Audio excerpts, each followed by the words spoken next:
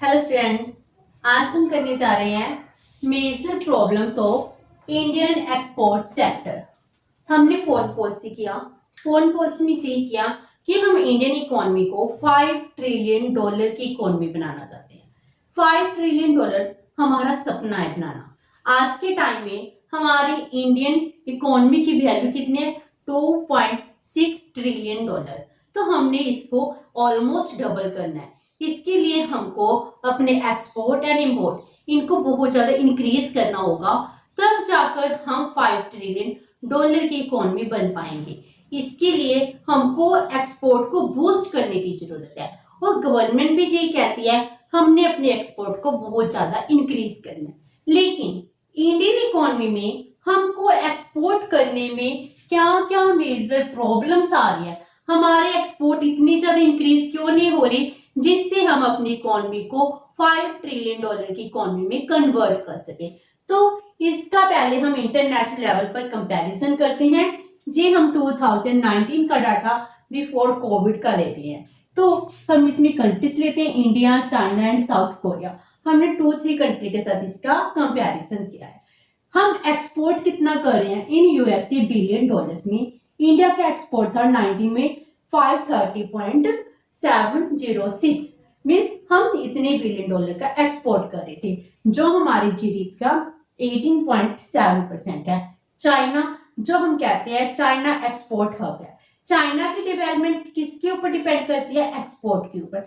China सबसे ज्यादा export करता है। चाइना का एक्सपोर्ट कितना था? $2643.37 billion and J 11.8% of its GDP का था। एंड उसके बाद साउथ कोरिया। साउथ कोरिया का जो छोटा सा कंट्री है, इसका भी हम के साथ कंपेयर करें तो इसकी वैल्यू हमसे भी ज्यादा है, $669.594 बिलियन एंड जे इनकी जीडीपी का 39.8% है।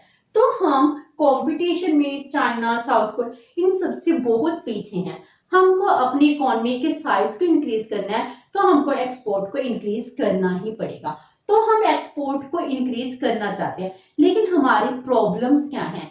पहले हम ये डिस्कस करेंगे। नेक्स्ट सेशन में हम करेंगे इन प्रॉब्लम्स को खत्म करने के लिए सरकार ने क्या मेजर्स लिए हैं।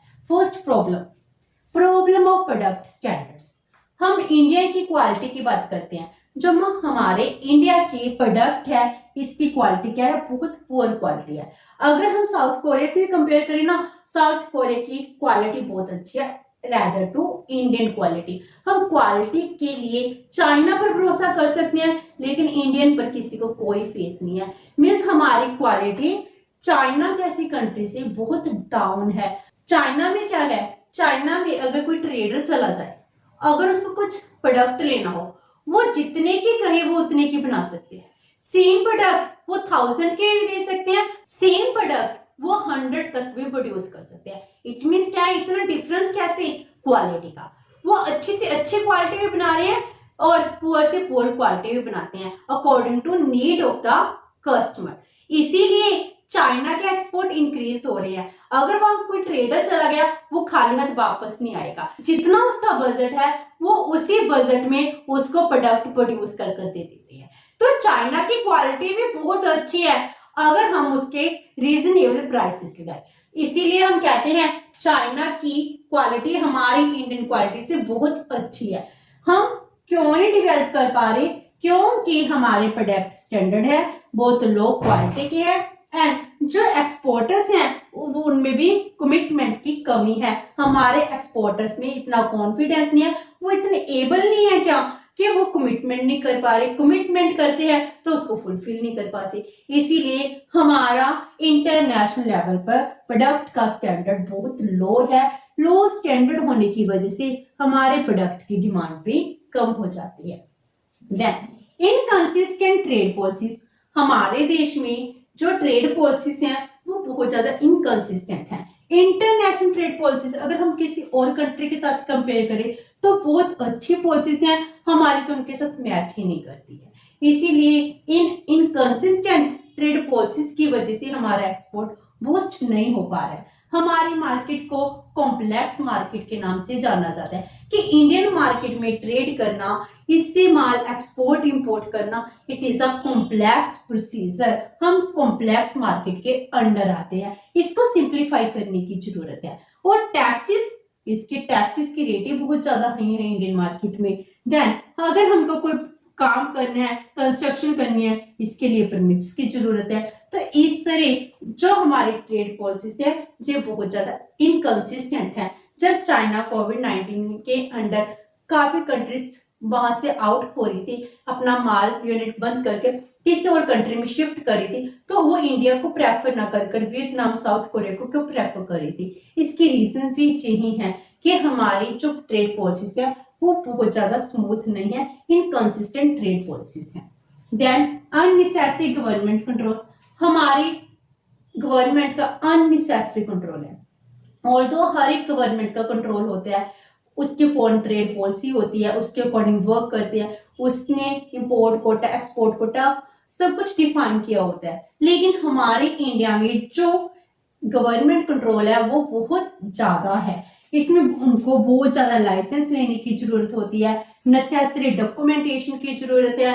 हमको 25 टाइप्स के डॉक्यूमेंट्स की जरूरत है अगर किसी ने अपने प्रोडक्ट को एक्सपोर्ट करना है, उनमें से तो 16 सिर्फ रेगुलेटरी डॉक्यूमेंट्स हैं। तो इतनी ज्यादा डॉक्यूमेंटेशन करना एक कॉम्प्लेक्स प्रोसीजर बन जाता है। गवर्नमेंट बहुत ज्यादा रिस्ट्रिक्शंस इंपोज करती है, जिस वजह से क्या होती है, हमारे एक्सपोर्ट बूस्ट नहीं हो पाते।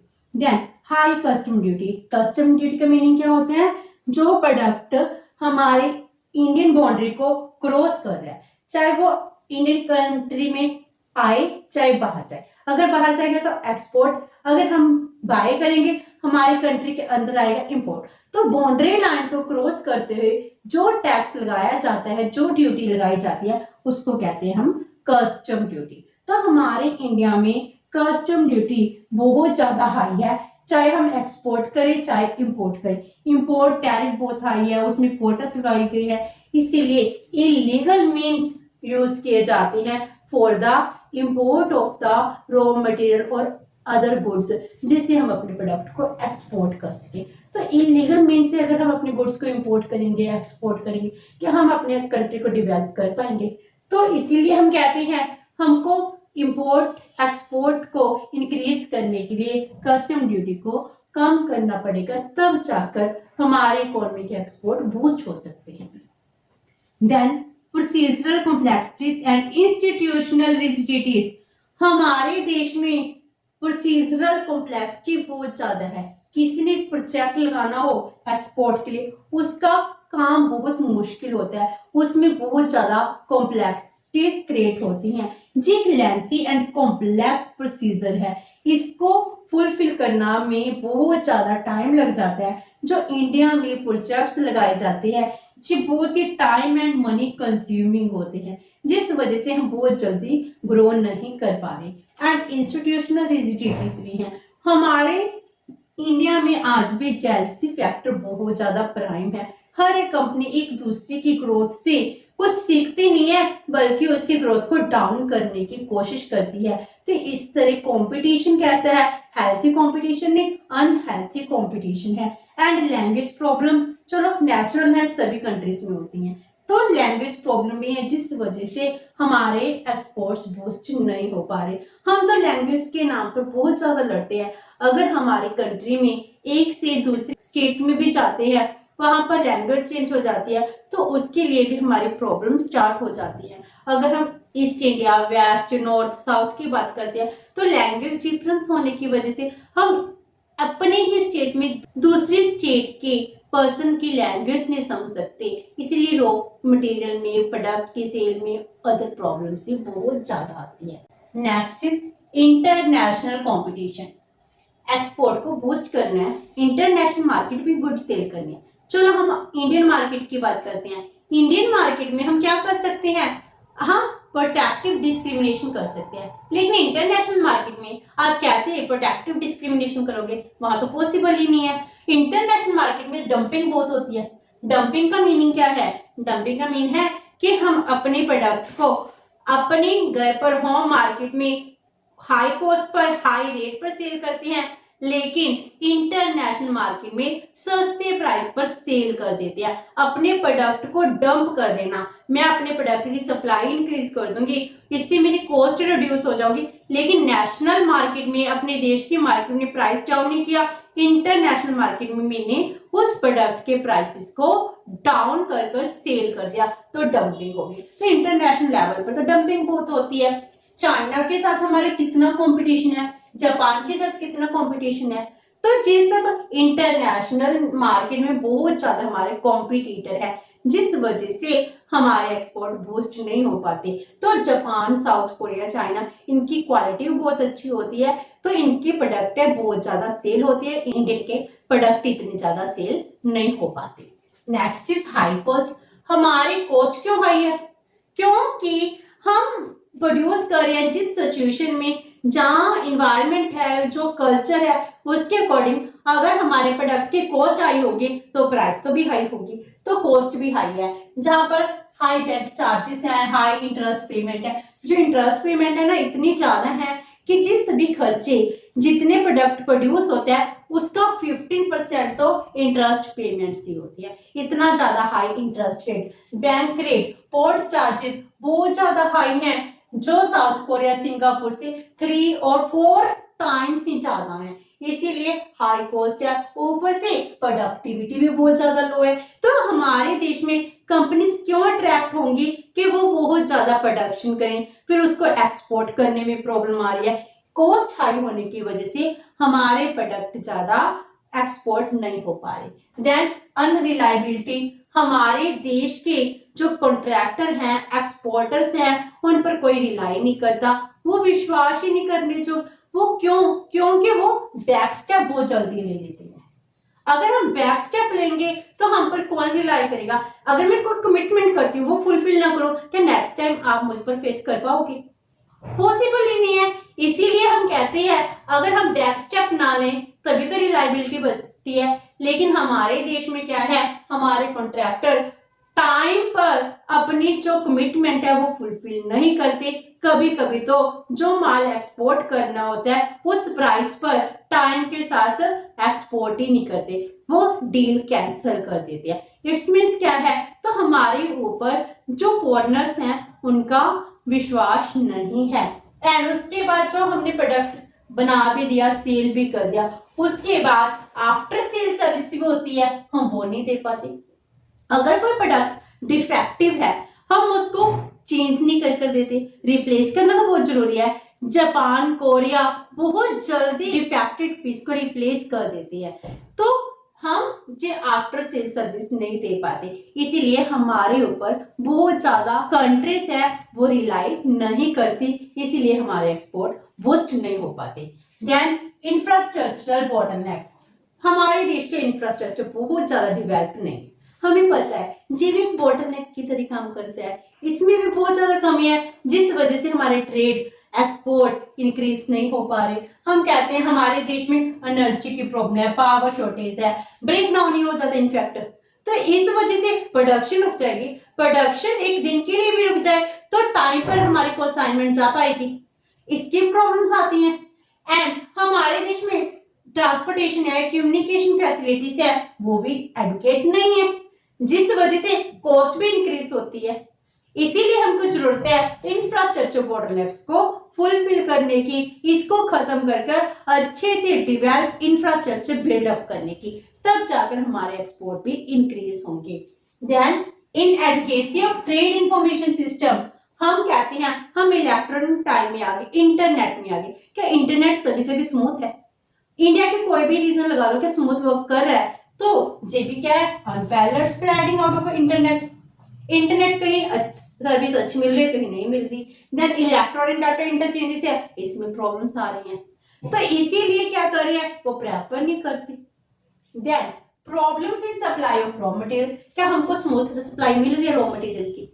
अगर हमारे रॉ मटेरियल की सप्लाई स्मूथ होगी, मुझे पता है sufficient and smooth supply of raw material मिल रही है, तो ही जाके मैं प्रोडक्शन कंटिन्यू कर पाऊंगी, तब जाकर हम अपने प्रोडक्ट को एक्सपोर्ट कर पाएंगे, तभी मैं कमिटमेंट कर पाऊंगी कि यस मैं इस टाइम पर आपका प्रोडक्ट आपको दे सकती हूँ। तो एक्सपोर्ट तो तभी होगा अगर मुझे पहले रॉ मटेरियल सप्लाई अच्छे से मिलेगी, लेकिन वो भी हमारे देश में इनएडुकेट है। हम तो रॉ मटेरियल के लिए दूसरी कंट्रीज पर डिपेंड करते हैं। हम सोलर की बात लगा लो, हम कहते हैं हमने सोलर प्लांट्स लगा ले, हम सोलर का क्या कर रहे हैं, सिर्फ असेंबल कर रहे हैं। नेसेसरी इनपुट्स कहां से आ रहे हैं, अदर कंट्रीज से आ रहे हैं। हम अपनी कंट्री के मोबाइल की बात करते हैं, मेड इन इंडिया लिख देते हैं, लेकिन उसके लिए मदरबोर्ड, उसके एसेंशियल एलिमेंट्स कहां से आ रहे हैं, फॉरेन कंट्री से आ रहे हैं। तो कहीं ना कहीं हम अदर कंट्रीज पर डिपेंडेंट है अपने प्रोडक्ट को प्रोड्यूस करने के लिए। इसीलिए हमारे रॉ मटेरियल की सप्लाई इनसफिशिएंट है, स्मूथ नहीं है, जिस वजह से हमारे एक्सपोर्ट बूस्ट नहीं हो रहे। अब जब लॉकडाउन लगा कोविड-19 की वजह से हमें रॉ मटेरियल की शॉर्टेज हो गई, तो प्रोडक्शन यूनिट की प्रोडक्शन भी रिड्यूस हो गई। देन लो एक्सपोर्ट पब्लिसिटी और प्रमोशन, हम अपने प्रोडक्ट को क्या एक्सपोर्ट कर पा रहे हैं, उसकी पब्लिसिटी कर पा रहे हैं, प्रमोशन दे पा रहे हैं, नहीं। हमारे प्रोडक्ट को इंटरनेशनल लेवल पर इतनी ज्यादा पब्लिसिटी नहीं मिली जितने अदर प्रोडक्ट्स को मिलती है। अगर कोई प्रोडक्ट इंडियन प्रोडक्ट होगा तो हम कहेंगे जी इस पर हम रिलाई नहीं करेंगे, हो सकता है जी अच्छा ना हो। सेम प्रोडक्ट अगर फॉरेन ब्रांड के नाम पर होगा वो बहुत अच्छा सेल होता है। हम इंडिया में रहते हैं, क्या आप Indian made in India product को प्रेफर करते हो या फॉरेन प्रोडक्ट को प्रेफर करते हो? हम भी कहते हैं अगर हमने कोई प्रोडक्ट लिया है जो फॉरेन ब्रांड के, पता नहीं क्या हो कि बहुत अच्छी क्वालिटी होती है। हम एक शर्ट की बात कर ले, एक टी शर्ट सिंपल सी बात कर ले, इंडियन प्रोडक्ट की एंड फॉरेन ब्रांड की, उसमें क्वालिटी का कितना फर्क होता है। इट मीन्स क्या है कि हमारे प्रोडक्ट है उसमें अगर क्वालिटी लेकर आती है, पहले तो क्वालिटी लो है, अगर थोड़ी सी क्वालिटी ले आएंगे फिर उसकी पब्लिसिटी नहीं होती। हम इंपोर्ट सब्स्टिट्यूट की बात करते हैं, क्या इंपोर्ट सब्स्टिट्यूट हम अपने ही देश में दूसरी कंट्री के ब्रांड को प्रेफर करते हैं, हम अपनी कंट्री में अपने प्रोडक्ट के, अपनी कंट्री के प्रोडक्ट को बिल्कुल भी प्रेफर नहीं करें। इट मीन्स क्या है, हम अपने प्रोडक्ट को जब खुद ही प्रेफर नहीं कर रहे, उसकी पब्लिसिटी नहीं कर पा रहे, तो बाहरली कंट्री क्यों डिमांड करेंगे इंडियन प्रोडक्ट को। इसीलिए हमको जरूरत है एक्सपोर्ट प्रमोशन करने की। Promotion at the lower scale है, इसको हाई अप किया जाए एंड इंपोर्ट सब्स्टिट्यूट को सबसे ज्यादा अप्लाई किया जाए। अगर हम अपने प्रोडक्ट खुद इंडिया में यूज करेंगे, इससे हमारे इंडियन गुड की ब्रांड है, इंडियन क्वालिटी है, वो इंप्रूव होगी एंड फॉरेन मार्केट में भी इसकी डिमांड इंक्रीज करेगी। And recession in the world market, world market में रिसेशन होगा तो इम्पैक्ट तो सब पर पड़ेगा। इस टाइम लॉकडाउन था, कोविड-19 था, जिस वजह से रिसेशन आ गया। रिसेशन कोविड-19 से पहले चल रहा था। 2019 में हमने प्रेडिक्ट करना स्टार्ट कर दिया था कि 2020-21 में रिसेशन आने वाला है, और वो रिसेशन कोविड की वजह से आ गया। तो लॉकडाउन लग गया तो कोविड-19 का हमको एक एक्सक्यूज मिल गया कि हमारी इकोनॉमी स्लो डाउन में चलेगी। इनफैक्ट स्लो डाउन में उससे पहले चल रही थी, जब हम कह रहे थे ऑटोमोबाइल्स इंडस्ट्री से इनमें नेगेटिव ग्रोथ हो रही है, इनका प्रोडक्ट सेल नहीं हो रही। हम एक बिस्किट की एग्जांपल दे रहे थे, पार्ले कंपनी, पार्लेज कंपनी के अपने कितने एम्प्लॉइज को रिट्रेंच कर दिया। ये सब कुछ लॉकडाउन से पहले की बातें। इट मीन स्लो डाउन पहले से आ रहा था। अगर वर्ल्ड मार्केट में स्लो डाउन होगा, स्लो डाउन होने से क्या होगा, हमारी डिमांड भी रिड्यूस होगी, अगर डिमांड नहीं होगी तो एक्सपोर्ट भी रिड्यूस होंगे। And last is fluctuation and exchange rate. हमारे फ्लक्चुएशन कितनी हुई है, हमारे डॉलर एंड रुपीस में एक्सचेंज रेट में कितनी ज्यादा फ्लक्चुएशन हुई है। हम इस बार बहुत ज्यादा डेप्रिशिएट हुए हैं, हमारी वैल्यू कितनी डेप्रिशिएट हुई है, 77 तक पहुंच गया हमारा रुपये एक डॉलर के इक्वल, 75, 76, 77, इतना ज्यादा डेप्रिशिएशन। तो एक्सपोर्टर के लिए कितना मुश्किल है इन सबको मैनेज कर पाना। तो एक्सचेंज रेट को अगर स्टेबल बनाया जाए तो हमारी वर्किंग भी बहुत ज्यादा स्मूथ बनती है, एक्सपोर्ट भी इंक्रीज होते हैं। तो ये थे कुछ मेजर प्रॉब्लम्स जिस वजह से हमारा एक्सपोर्ट बूस्ट नहीं हो रहा। होप्स तो कि आपको ये सेशन अच्छा लगा होगा। अगर आपकी कोई क्वेरी है तो post it in the comment box and video अच्छी लगी तो please like and share with your friends. Thank you so much and have a nice day.